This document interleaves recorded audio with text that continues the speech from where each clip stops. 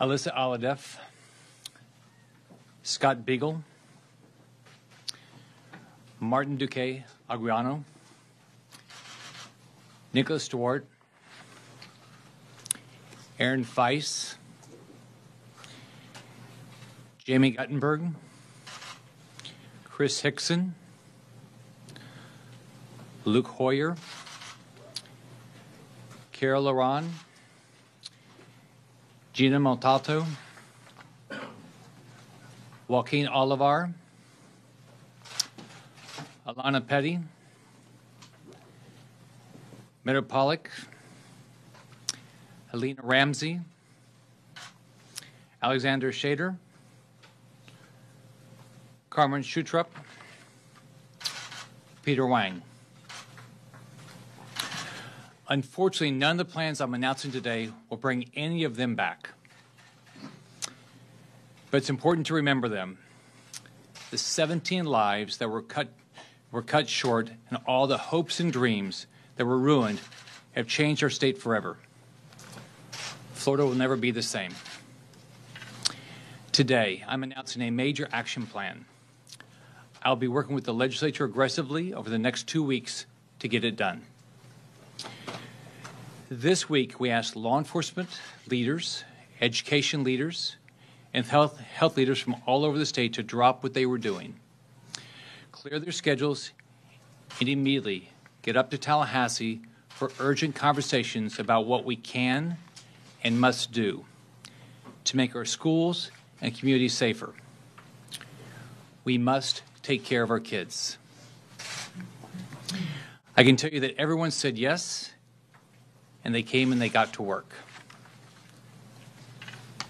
I've spent a lot of time in Parkland meeting with families and students. I've been there nearly every day since the shooting. I have listened to their ideas to make sure this never happens again. I also met with students who courageously came to Tallahassee to have their voices heard. What we saw in this building on Wednesday is what our democracy is about and why we live in the greatest nation on earth. My message to them has been very simple. You are not alone. Change is coming, and it will come fast. This is a time when I believe we must all come together and even cross party lines. Of course, we won't all agree on every issue. But I do believe this is a moment when our state can come together around a common sense set of actions. I also want to encourage people to listen to each other and keep listening to each other. I've done a lot more listening than talking this week. Sometimes leading involves more listening than talking. I've listened to things that I agree with and to things I don't agree with.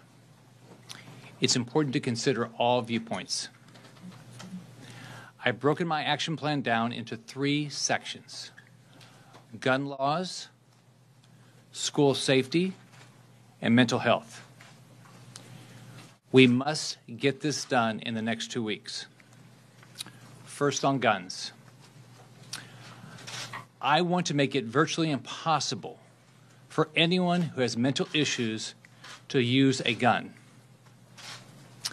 I want to make it virtually impossible for anyone who is a danger to themselves or others to use a gun. I want to create a new program in Florida. I call it the Violent Threat Restraining Order. This concept is very simple and very common sense in my view. This will allow a court to prohibit a violent or mentally ill person from purchasing or possessing a firearm or any other weapon when either a family member, community welfare expert, or law enforcement officer files a sworn request and presents evidence to the court of a threat of violence involving firearms or other weapons. There would be speedy due process for the accused, and any fraudulent or false statements would face criminal penalties. Let's take a moment to look at the case of this killer. This person was not stopped from legally purchasing a weapon, was not arrested, was not detained, and was never forced to turn in his weapons. Let's review the warning signs here. He had 39 visits from police. His mother called him in.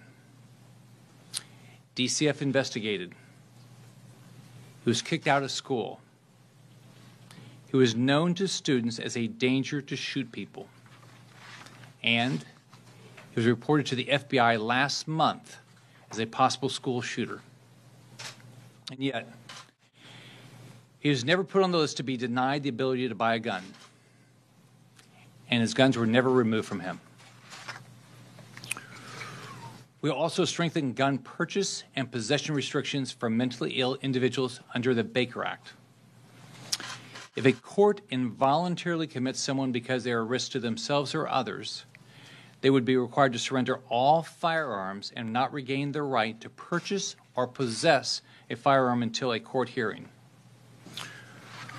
We're also proposing a minimum 60-day period before individuals can ask a court to restore access to firearms. Also, we will require all individuals purchasing firearms to be 21 or older. Let me repeat. We will require all individuals purchasing firearms to be 21 or older. There will be exceptions for active duty and reserve military and spouses, National Guard members, and law enforcement. Next, we will prohibit a person from possessing or purchasing a firearm if they are subject to an injunction for protection against stalking, cyberstalking, dating violence, repeat violence, sexual violence, or domestic violence.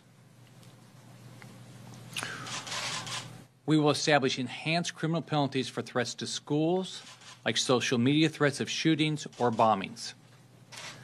We'll also enhance penalties if any person possesses or purchases a gun after they have been deemed by state law to not have access to a gun. And we will completely ban the purchase or sale of bump stocks. The second part of my action plan provides $450 million to keep students safe. Today, I'm calling for a mandatory law enforcement officer in every public school. These law enforcement officers must either be sworn sheriff's deputies or police officers and be present during all hours students are on campus. The size of the campus should be a factor in determining staff levels by the county sheriff's office. And I am proposing at least one law enforcement officer for every 1,000 students. This must be implemented by the start of the 2018 school year. We also provide sheriff's departments the authority to train additional school personnel or reserve law enforcement officers to protect students if requested by the local school board. We will require mandatory active shooter training as outlined by the Department of Homeland Security. All training and code red drills must be completed during the first week of each semester in all public schools. Both faculty and students must participate in active shooter drills, and local sheriff's offices must approve and be involved in training. We are also increasing funding in the Safe Schools allocation to address specific school safety needs within each school district. This includes school hardening measures like metal detectors, bulletproof glass, steel doors, and upgraded locks. The Florida Department of Education, with FDLE, will also provide minimum school safety and security standards by July 1 to all school districts. All school safety plans must be submitted to their county sheriff's offices by July 1st each year for approval. Once all plans and requests for school hardening have been approved by the county sheriff's office, in consultation with local police, plans will be forwarded to the State Department of Education by the school district to receive any state funds. School districts must also take all capital outlay funds received from taxpayers and use it for school hardening before it can be spent on any other capital outlay. All safe school allocations must be spent in accordance with the sheriff-approved plans. We will also require each school district that receives a safe schools allocation to enter into an agreement with the local sheriff's office, the Department of Juvenile Justice, the Department of Children and Families, the Department of Law Enforcement, and any community behavioral health provider for the purpose of sharing information. That will allow us to better coordinate services in order to provide prevention or intervention strategies. We'll also establish a new anonymous K-12 See Something, Say Something statewide dedicated hotline, website, and mobile app. Next, we will establish funding to require access to dedicated mental health counselors to provide direct counseling services to students at every school. These counselors cannot serve dual roles like teaching or academic advising. Every student must have the opportunity to meet one-on-one with a mental health professional and receive ongoing counseling as needed. Each school will be required to have a threat assessment team, including a teacher, a local law enforcement officer, a human resource officer, a DCF employee, a DJJ employee, and the principal to meet monthly to review any potential threats to students and staff at the school. Finally, we will require crisis intervention training for all school personnel. This training must be completed before the start of the 2018 school year. The final part of my action plan includes $50 million in additional funding for mental health initiatives. We must expand mental health service teams statewide to serve youth and young adults with early or serious mental illness by providing counseling, crisis management, and other critical mental health services. We're also requiring every sheriff's office to have a DCF case manager embedded in their department to solely work as a crisis welfare worker for repeat cases in the community. This will require 67 additional employees to be hired at DCF by July 15th. Finally, we will provide law enforcement and mental health coordination matching grants to allow sheriffs to establish special law enforcement teams to coordinate with DCF case managers. Before I take your questions, I want to close with this. The goal of this plan of action is to make massive changes in protecting our schools, provide significantly more resources for mental health, and to do everything we can to keep guns out of the hands of those dealing with mental problems or threatening harms to themselves or others.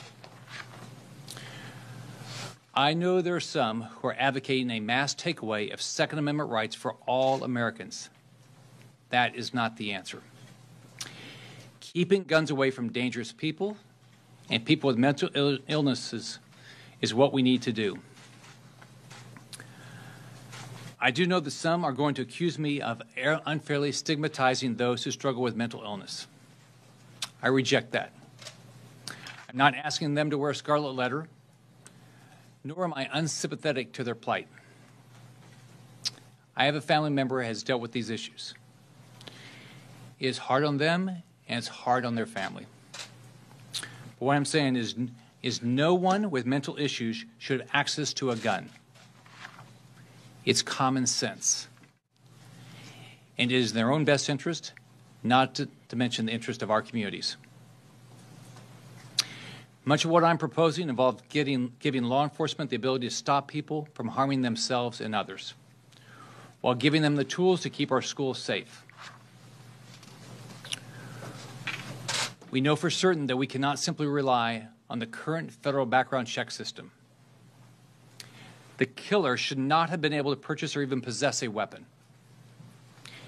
And we know that the federal government can't even be counted on to investigate or act on serious and credible threats, as we saw with the FBI's complete failure. It's obvious we can't trust the federal process, which is why we have to make these changes here in Florida. I'm an NRA member. I'm a supporter of the Second Amendment and the First Amendment and the entire Bill of Rights for that matter. I'm also a father and a grandfather and a governor. We all have a difficult task in front of us, balancing our individual rights with our obvious need for public safety. But of course, some will say it's too much, and some will say it's not enough. I respect everyone's opinion, and I don't ridicule those who disagree with me. An open dialogue is critical.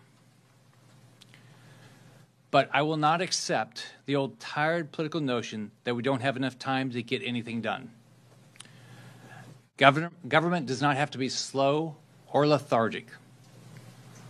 And when it comes to protecting our schools and our kids, we need to be swift and decisive. I also understand that I'm proposing $500 million for school safety and mental health initiatives. But let me be clear.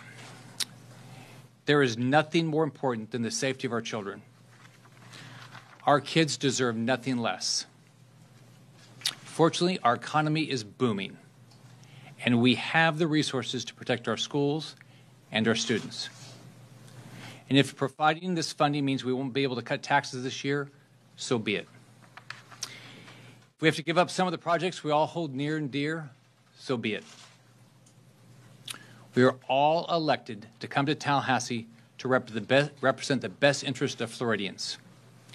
And today, there is nothing more important than to do all we can to make sure a horrific and evil act like the Parkland shooting never happens again. Governor, why do you feel 60 days is long enough to keep someone from a weapon if they've made a threat of mass violence? I brought a lot of people up to Tallahassee, and I've listened to a lot of ideas from people. And I do want to thank everybody that came up here. I'm very appreciative of what they did. The way I'm proposing it is it's 60 days the minimum. After that, you have to go back to the court to get your right. If you've been Baker Acted, you're going to have to go back to the court to have the right to possess a gun again. And do you think the 3 days that you're allowed to hold someone under the Baker Act is long enough to make a reasonable determination about their mental stability? Well, we had a lot of individuals here. I brought up to talk about mental health issues. No one talked about how long they should be. The Baker Act should last. What my focus is if they are Baker Act, you're not going to go back and you're going to get a gun until you've gone back to the court and the court makes that decision. Governor, cuando hablo por Telemundo in Spanish, could you just have a brief statement, not your plan, but your motivations today? Very briefly in Spanish. Mis oraciones están con todas las familias, las víctimas. Pues es terrible que pasado en Parkland. Mi corazón está con todos. Es muy importante. La Florida tiene un plan para prevenir el crimen de los estudiantes. Governor, you said that you've done a lot more listening than talking over the past week. I know Senator Nelson has criticized you for not going to the CNN town hall. Is he politicizing this? Do you have a response to him? Sure. For saying? So Bill Nelson is a career politician. He talks a lot, and he does nothing. Think about it. He's been in office for almost 50 years. Never done anything on gun safety or school safety, and nothing on gun control. If he wanted to get something done, what he ought to do, he ought to be sitting down and working on a plan to get something done. It's horrible what happened in Parkland. It's disgusting what happened in Parkland. Since then, I have been listening. I've been going around the state. I brought people up here, and this is a plan that I'm going to work hard to implement. Governor, students from Parkland said that they were very interested in getting the AR-15 banned. Can you start over, please? The students from Parkland, one of their main things was they wanted semi-automatic weapons and the AR-15 banned. Can you talk to that as to, what would you say to those students who are asking you, why didn't you do it? Sure. The first thing I want to do is I want to thank all the students for coming up. I mean, it took a lot of guts. I'm sure that what they're going through is just, it's devastating. Talking to the families that lost their loved ones, visiting those that were shot at the hospital, you feel for them, and then the individuals that, whether they're at the school or at another school or in the classroom, it had to be scary for them. Banning specific weapons and punishing law-abiding citizens is not going to fix this.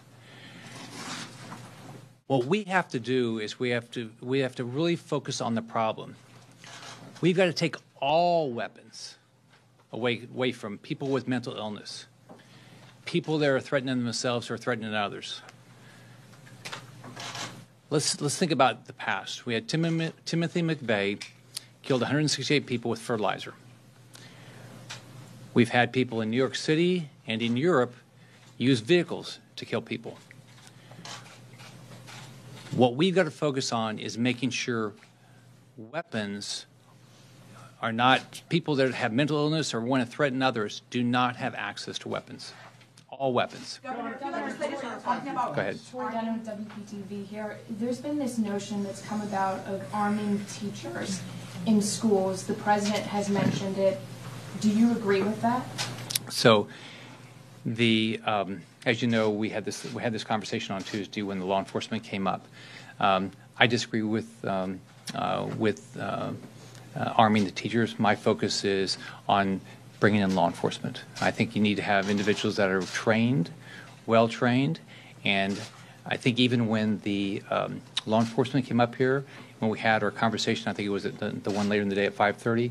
Even what they said is that was second if we're not going to be able to provide more law enforcement. I'm going to do everything I can to make sure we have enough law enforcement. One, we're going to have law enforcement at every school, and we're going to look at the size of campuses, but at least one per every 1,000 students. So my focus is law enforcement, but law enforcement do the keeping us safe and let teachers focus on teaching. Governor, by not focusing on the ban, aren't you putting a lot of faith in the system? And didn't we see just evidence yesterday that the system failed with a Broward school resource officer not entering that building when the attack was going on? You know, it's very disappointing what that law enforcement officer what he did. He didn't do his job. I appreciate what law enforcement does, and I see them quite a bit, and I know their job is to protect us. I believe that law enforcement will protect us, and I want to put my resources to the extent I can as governor of the state. I'm going to put my resources and making sure law enforcement has the tools to keep us safe. Governor, you said ban the sale of bump stocks, but what if people already own them? And would it be illegal to possess them as well, or just to sell them going forward? My focus is I don't want anything, whether it's bump stocks or anything else that makes something automatic. I don't want to sell it. Governor Scott, please address the question of waiting periods and expanded background checks, which some sheriffs are calling for. Sure. With regard to waiting period, the problem is not the waiting period. The problem is the information that was out there in the background check. It didn't help them. I mean, the background check didn't work. I mean, so if you look at what we're doing is we're saying that my focus is making sure that by law, these individuals do not have access to guns, and we will work through a system to make sure that somebody, before they're able to purchase a gun, all that information is out there so they never have the opportunity to buy a gun, and it will be illegal to do it, and if they're ever caught with it, the penalties will be severe. But under your plan, sir, under your plan, couldn't Nicholas Cruz have still bought that weapon? No. Why not? Other than the age issue. Other than the age. Well, you got the age issue, and if you look at it, there are a whole bunch of individuals that under my plan, they could have gotten a restraining order to stop it, and then that should have been in the system for the background check that would have prevent the sale to him. And then they could have taken, and Steve, the other thing they could have done is, one of the 39 times they went to his house, they could have taken away from him. Governor, to clarify, Governor, you did mention additional training Was that an endorsement of the Sentinel program in Polk County, where they are doing extensive training of school personnel and they are deputized? So first off, what Grady Judd, I mean, I know Sheriff Judd, and I think he really focuses on keeping his community safe. My focus is on providing more law enforcement officers, not on arming the teachers. Governor, can you clarify two other parts of two things? I want to make sure I'm understanding your proposal correctly. First off, you said 21 for all firearms. So I want to make sure that means, so any kind of rifle, any kind of shotgun, anything like that would be included in that. Okay, so, yeah, all. And then secondly, you mentioned the school districts in capital outlay and that they have to focus on doing school hardening. To that end, right now there is a requirement that they take part of the capital outlay money and give it to charter schools. Would your policy have that school hardening expense come before the money going to charter schools? It goes. What my focus is on capital outlay dollars. The first thing is hardening, but for all schools. For all schools, so you want charter schools. So you're going to require charter schools to do this as well. Absolutely. There have been some questions about the school resource officer and retiring, possibly having a pension. What is your thought on all that? I don't know about any of those issues with regard. I know that we need to understand exactly what happened. I believe there needs to be a thorough investigation, but I don't know any issues with his retirement or anything like that. What influence do the Stoneman Douglas students have on your proposal? Hold on just for a second. What did you say again? What influence did the Stoneman Douglas students that came up here to talk to you have on some of these proposals? Well, I mean, God, my heart goes out to them, what they went through. But it was not just up here. I mean, just, talking to parents, either in person or by phone, talking to the students that are in the hospital, going to funerals and talking to people there. In this job, you get a lot of, advice, and you should get a lot of advice. But so, every bit of this, I mean, you take, having the DCF employee at the sheriff's office, that's something Sheriff Galtieri really, he has a program like that, which I thought made a lot of sense. But it's not one, I got a lot of ideas, and I just tried to take what I thought was the best and have a very comprehensive plan, because I don't think that it's never one thing to stop. Right? It's not like there's one silver bullet that fixes everything.